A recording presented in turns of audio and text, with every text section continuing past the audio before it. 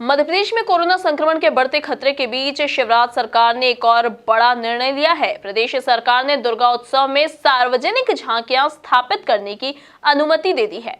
देखिए report. Unlock के बाद से मध्य प्रदेश में कोरोना संक्रमण के नए मामलों में जबरदस्त इजाफा देखने को मिला है।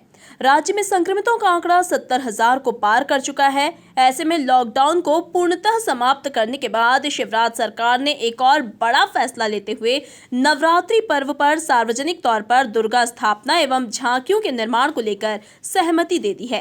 अब प्रदेश भर में नवरात्रि पर्व धूमधाम से मनाया जा सकेगा, लेकिन इस दौरान मंदिरों और झांकियों पर केवल 100 लोग ही एक जगह पर एकत्रित हो सकेंगे। माननीय मुख्यमंत्री जी ने एक और बड़ा निर्णय आज लिया है। 21 सितंबर के बाद मध्य प्रदेश में किसी भी तरह के धार्मिक आयोजन को छूट दी जाएगी। उसमें ये सुनिश्चित किया जाएगा कि 100 लोगों से ज़्यादा उपस्थित ना हो। एक मध्य प्रदेश में बड़ी मांग उठ रही थी, खासकर प्रजापति समाज जो दुर्गा उत्सव की मूर्ति बनाने की तैयारी में लगा है।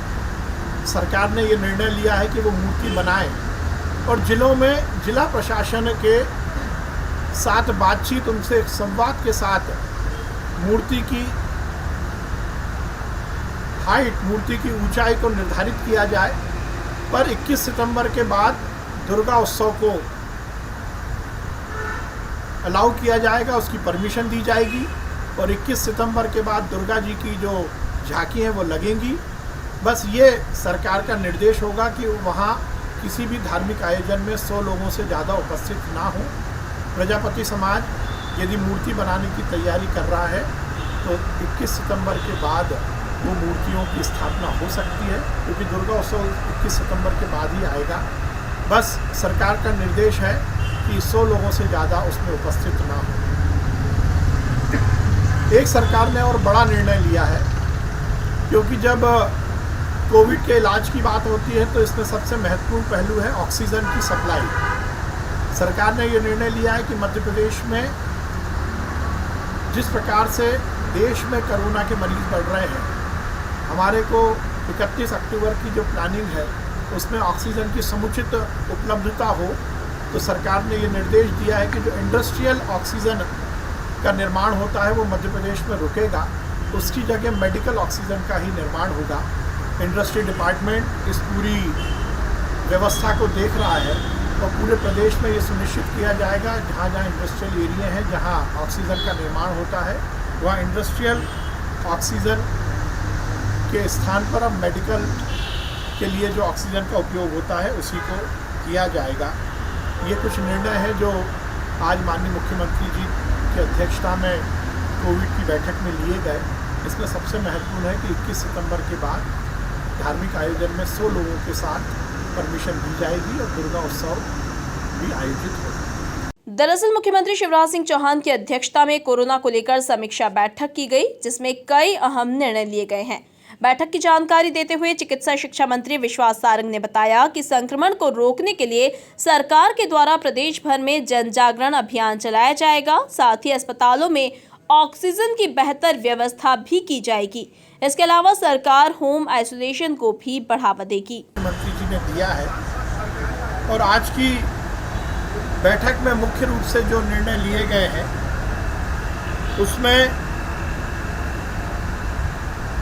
बहुत सारे शहरों में प्राइवेट हॉस्पिटल्स में भी कोविड का इलाज हो रहा है। समाचार पत्रों के माध्यम से और बाकी सूत्रों से भी इन हॉस्पिटल्स में जो बिल दिए जा रहे हैं, जो रेट हैं, उनको लेकर बहुत सारे कन्फ्यूजन्स हैं। आज मुख्यमंत्री जी ने इसके दिशा निर्देश जारी करने का निर्णय किया है। अब किसी भी प्राइवेट हॉस्पिटल में यदि कोरोना का इलाज होगा तो सरकार की ओर से उसकी गाइडलाइन जारी कर दी गई है। फरवरी के पहले, फरवरी तक उस अस्पताल के जो भी रेट हैं, जिस भी स्तर के बिस्तर में इलाज कराने के जो रेट हैं, उससे अधिकतम 40% और बढ़ाकर ही वो प्राइवेट हॉस्पिटल मरीज से बिल ले सकेगा। कहने का तात्पर्य है कि यदि किसी प्राइवेट हॉस्पिटल में फरवरी तक 100 रुपये का कोई बिस्तर है तो अधिकतम अब कोविड के इलाज के लिए 140 रुपये ही वो अस्पताल ले पाएगा। अभी बहुत जगह ये सूचना आ रही थी कि बिल बढ़ के आ रहे हैं, तो माननीय मुख्यमंत्री जी ने इसका सलूशन दिया है। उसके साथ ही क्योंकि जिस प्रकार से देश में अलग अलग शहरों में फिर से कोरोना के प्रकरण बढ़ रहे हैं, माननीय मुख्यमंत्री जी के निर्देश पर मध्य प्रदेश में जिला अस्पताल और मेडिकल कॉलेज में 31 अक्टूबर तक का टारगेट बनाकर बिस्तरों की कैपेसिटी बढ़ाना, वहाँ की सुविधाओं को बढ़ाना, इसकी संपूर्ण व्यवस्था कर ली गई है। और 31 अक्टूबर तक मध्य प्रदेश में लगभग 3600 ऑक्सीजन बेड बढ़ाए जाएंगे और लगभग 564 आईसीयू बेड बढ़ाए जाएंगे।